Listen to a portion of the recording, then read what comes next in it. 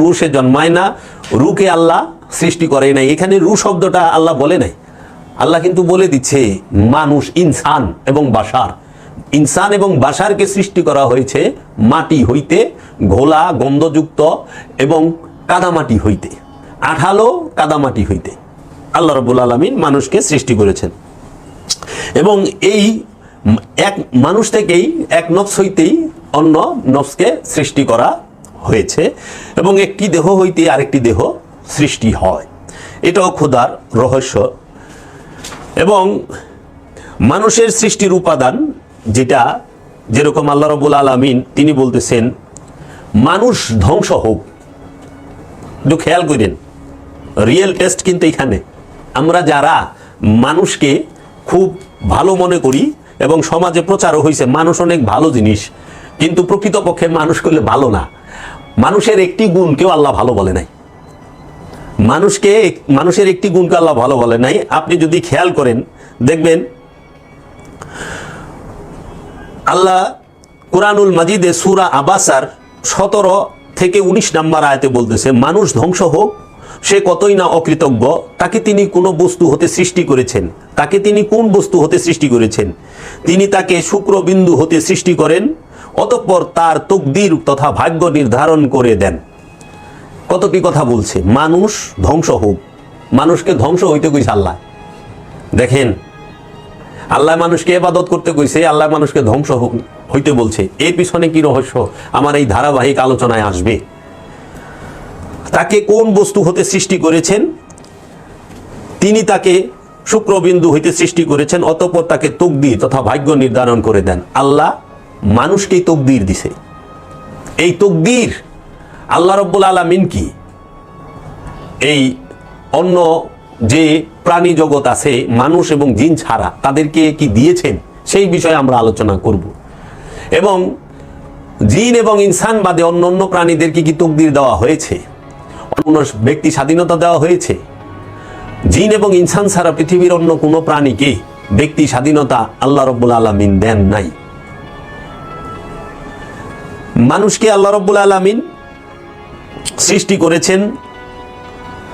তারপর আল্লাহ রাব্বুল আলামিন বলেছেন যে সুতরাং মানুষের লক্ষ্য করা উচিত যে তাকে কি হতে সৃষ্টি করা হয়েছে। তাকে সৃষ্টি করা হয়েছে প্রবল বেগে নির্গত পানি হইতে, যা বের হয় পিঠ ও বুকের হাড়ের মধ্য হইতে। মানুষকে সৃষ্টি করা হয়েছে বীর্য থেকে, যে বীর্যটা প্রবল বেগে নির্গত হয়, বের হয় কি আমাদের এই পিঠ ও বুকের হাড় থেকে। এখন আল্লাহ কিন্তু এখানে তাগিদ দিয়েছেন মানুষের লক্ষ্য করা উচিত। যে মানুষ কি লক্ষ্য করেছেন?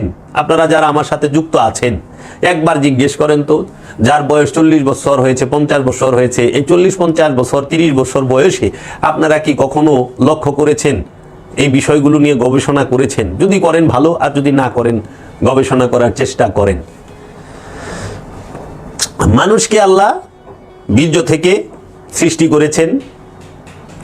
মানুষকে আল্লাহ ঘোলা পানি হইতে সৃষ্টি করেছেন। মানুষকে আল্লাহ লাফানো পানি হইতে, নুতফা হইতে সৃষ্টি করেছেন।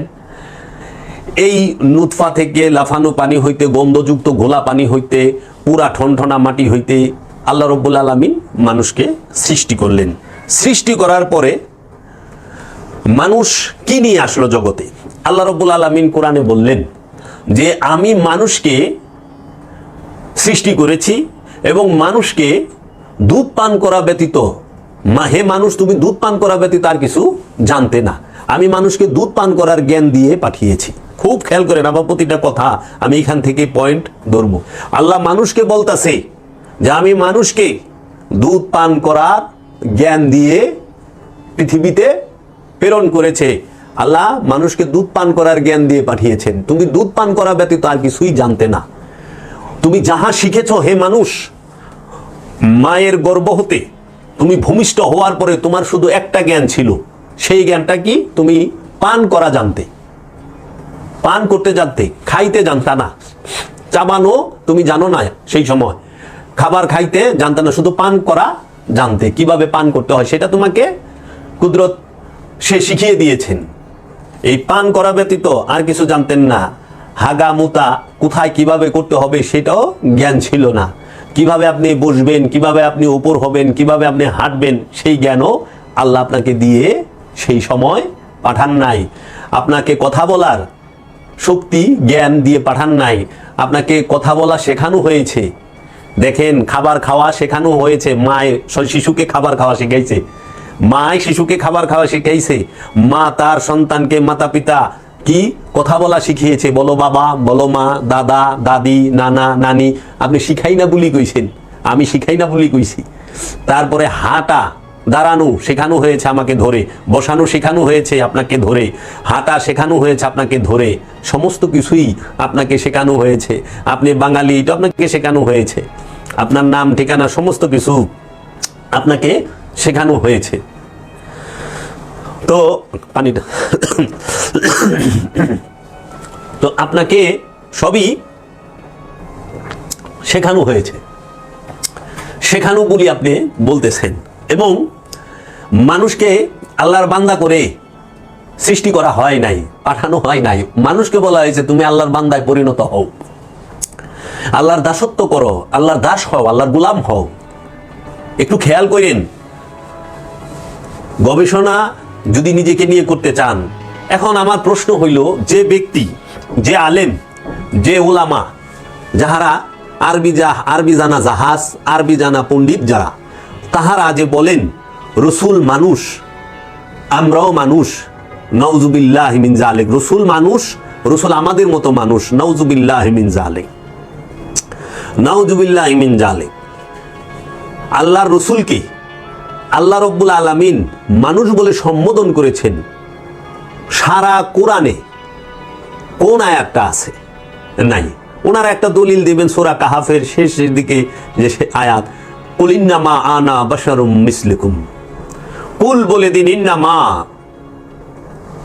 ইন্না নিশ্চয় আমরা কি তোমাদের মতো মানুষ, চামড়াধারী, বাশার, ইনসান বলে না, বাশার বলছে, নিশ্চয়ই আমরা তোমাদের মতো চামড়াধারী। ইন্না বলছে, ইন্নি বলে নাই। কুল ইন্নামা, কুল বলে দিন, আপনি বলে দিন, ইন্নামা নিশ্চয়ই আমরা কি, বাশারুম মিসলুকুম, চামড়াধারী, মিসলুকুম তোমাদের মতো, তোমাদের মতো, মাসাল মানে এটা কি উদাহরণ কিংবা উপমা, তোমাদের মতো আমরা চামড়াধারী না।